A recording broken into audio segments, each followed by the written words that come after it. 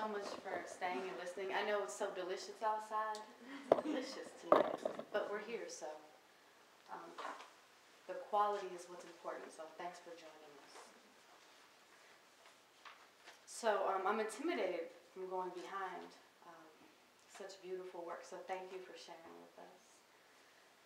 Does anybody in here have an oma or an opa? You know, it's German grandparents, right? So that's where I'm going to start here. She just survived surgery. She had one of her lungs removed, and she's doing okay. So here she is.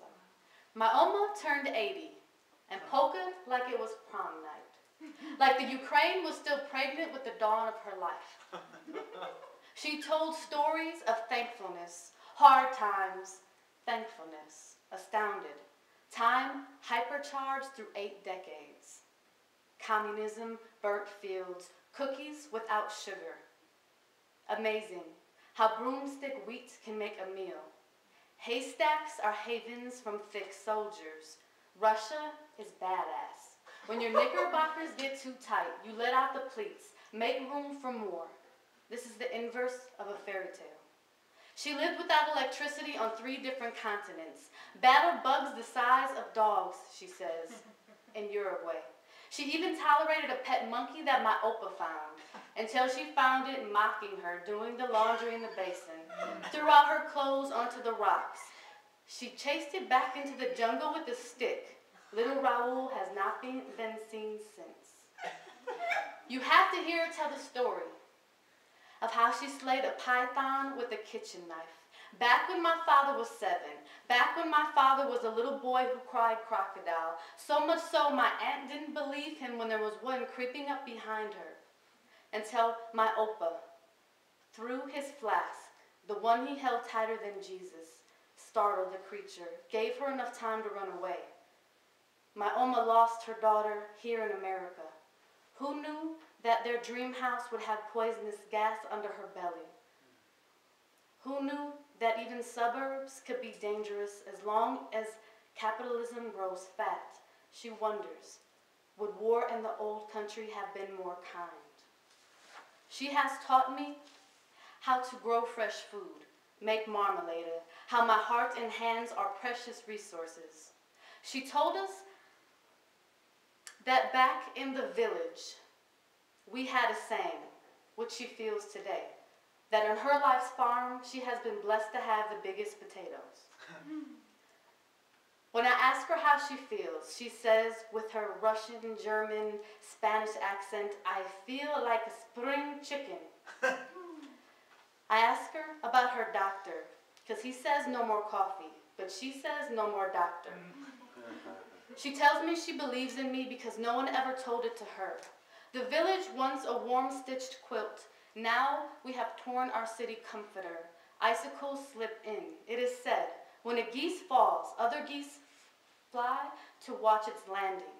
But here we have enough time to hang ourselves. So let's turn off the TV. Let's folk dance till we are gray. Packed so tight with life, we wrinkle wisdom. And together, let's eat those big potatoes.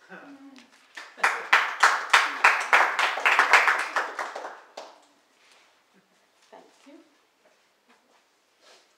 It's amazing now that she's 83 and I have a son and she's getting to meet him and play with him, but the thought of, he's not going to know her forever, but at least I can maybe tell him poems of her one day. All right, a few fun with haiku here, or not so fun. I call them haikus, lokus, and boohoos. Underneath the sweat and hurt and beer, my father is part of a man. She wanted to win his love. He just wanted to watch the game. Dear librarian, if only the good die young, you're going to live a long, long life. Not anyone in Madison, she retired now, so it's good. I started off to change the world on a road less traveled. Now, just where the hell am I? Flowers bloom on corners. Schools reopen in New Orleans. Hope smiles. To my ex, I lied.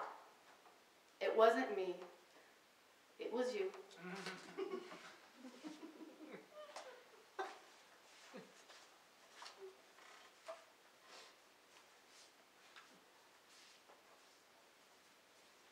Each day, he proudly turns in his homework as if it is graded in dreams.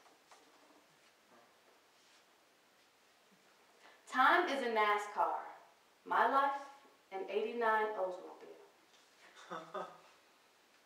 That was the best car I ever had. Only one door worked, but when I was 16, it worked. You know, it was great. We all climbed in like clowns.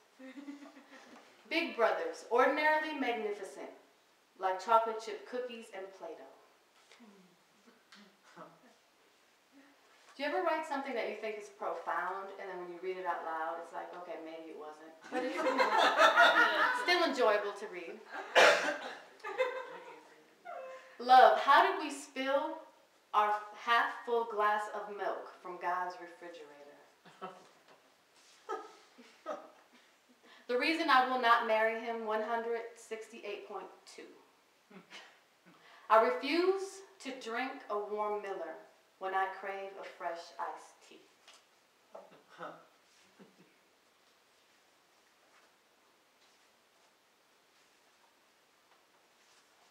Corporations kill the rainbows, then we buy their colored lenses.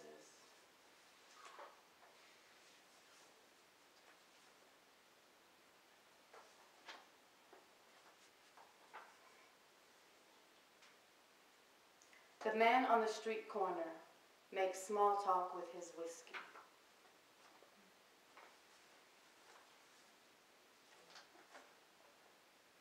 This is another one I thought was great, and then I was like, ooh, I shouldn't really read it out loud, but it's here, so.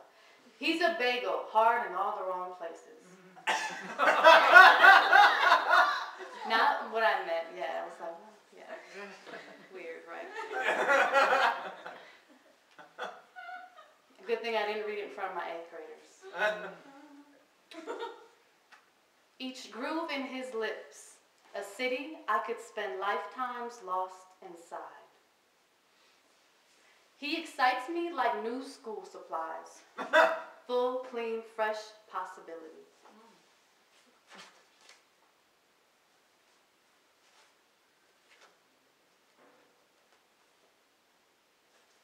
And I think we'll end with the haikus on us titled At Walmart.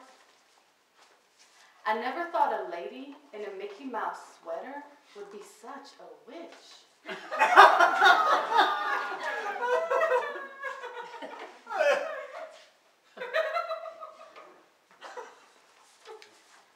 This is a series of poems in progress, and it's called Life After Life.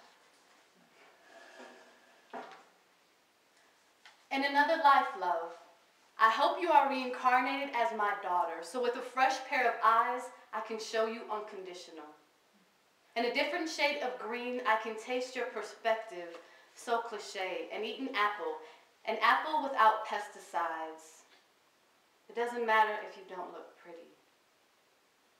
You crawl caterpillar on my skin.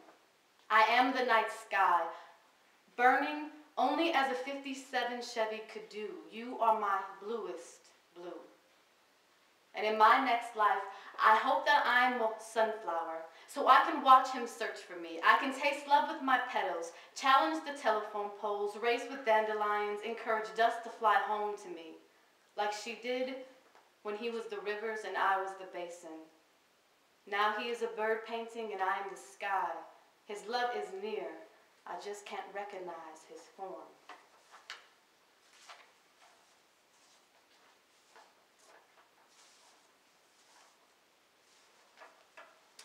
He chose to return as war, because as peace he was ignored. A foster child sleeping in paperwork, more of a weed, never a tulip. They are greeted so differently by spring. Last to be picked, for kickball, the first to be sent out of class, a pretty caterpillar in someone's dinner salad. The silence in between the rings of a church bell. Nighttime, once his favorite ice cream flavor, so smooth and peaceful until day reinvented itself, you cannot undream the dead. A receipt needed to check someone else's balance, tossed out after, folded like laundry, like a poker hand with a deuce high, like a paper crane, folded like Hitler in his bunker, a prayer never recited. The world fed him energy, saved into a bomb. I always think of Mark Twain's quote, that great people make you feel like you can become great. And so I always strive, like I want to be a great person, because what am I having students walk away from me feeling? It's a tough thing to live up to, but it's something to live up to. All right, another work in progress from a series of poems titled Something Like a Love Story from the Third Floor. We smile at each other, though we know it's ending. Wishing I had something poetic to say, you and your mocked glow grill. I've always been full with how you greet me each morning, pine sol and dusk. You never asked any questions. 10 years. You allow me to take whatever I need, leave you restless. There's no easy way to end this. I packed up my books, my pens. I will leave you empty without a tack. I will take every poem off of your walls. You have been my home in hope, the same room, where dangerous mind kind of moments allow me to hold sacred movements in a revolution of love, because any love in this world is revolutionary. Purple heart shaped on the top of eyes. So I thank you. It doesn't sound right to say my school is closing after 10 years. There was no fire, no flood, no physical damage, just political hurricanes. I must have never learned the warning signs, never thought they could reach us here in my chest where morality is weeping.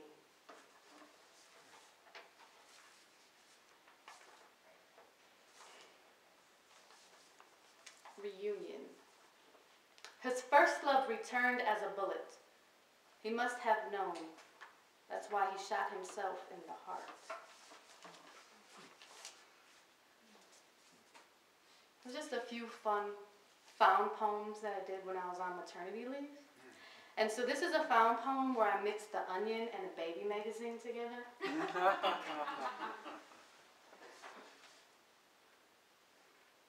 Reform superheroes, euthanize graduates, commitment to whatever. I love bonding hugs, but everyone acts so vaginal.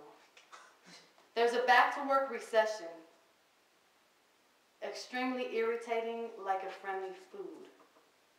Nukes, fear root of bullying. Together, sweatpants in Chicago have covered test preparation. They say crap to Jesus. Paycheck change to blow, but they talk on. Consumers ease the Pope. Yeah, that was like the height of fun, yeah, on some days.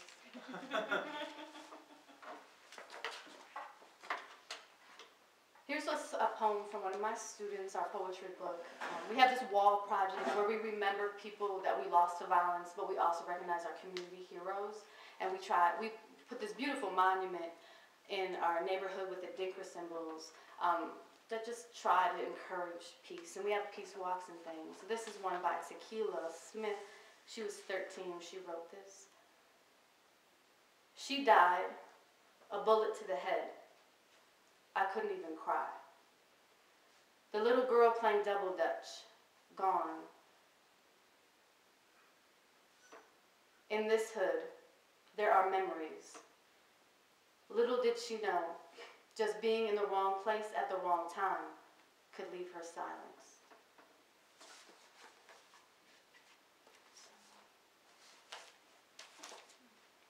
We find that poems can be so healing, even though they can be so sad.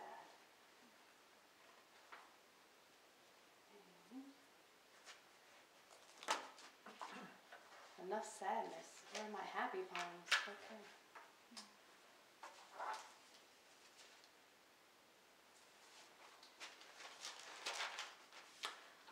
I actually wrote this in Madison. The National Poetry Slam was here a couple years ago. It's not happy though, but I wrote it in Madison, that's happy. The state building should only stand as tall as the pride in the homeless man's held out hand. A citizen of frowning streets. His pain taps deep shadows of alleys, a smile trapped under politics. I hear he was a veteran, but even on Veterans Day, he looks so small next to this building.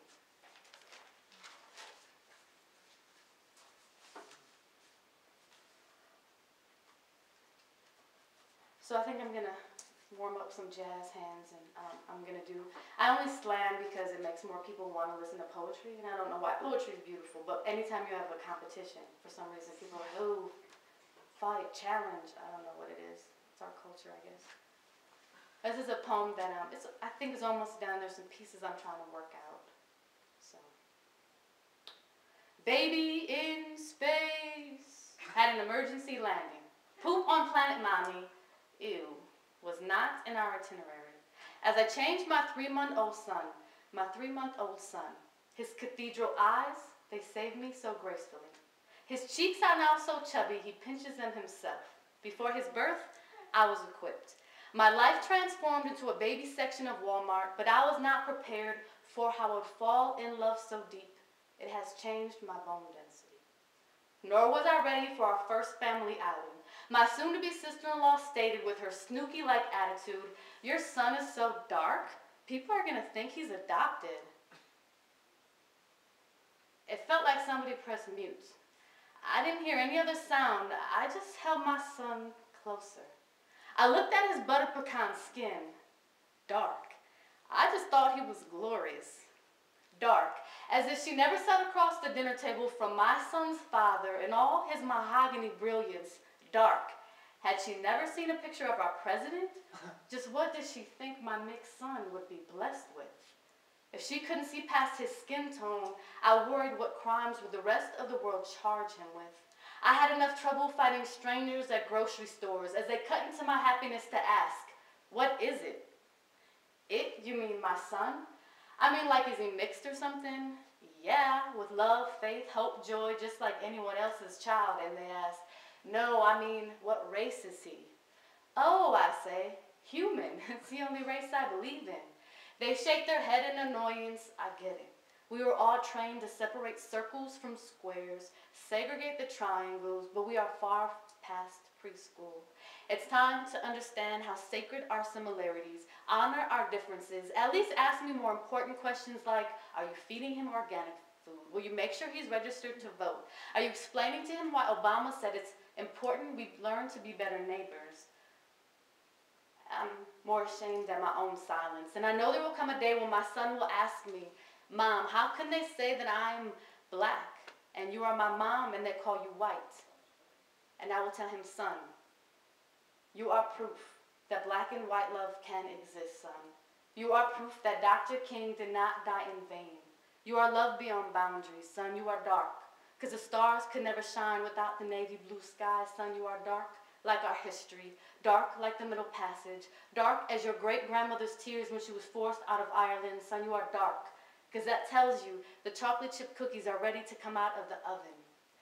Son, you are dark. It's only a matter of perspective, and no matter how hard you love, some people could never taste your true brilliance. But no matter what hair texture, shade, or hue, like Louis Armstrong held New Orleans in his vocal cords, I will hold you. When I hold you in my arms, it feels as if we are wrapped in the breath of God. As for now, I can't wait till tomorrow morning when my son wakes up so we can play another round of Baby in Space, because at least to the aliens they can see that humans all look alike.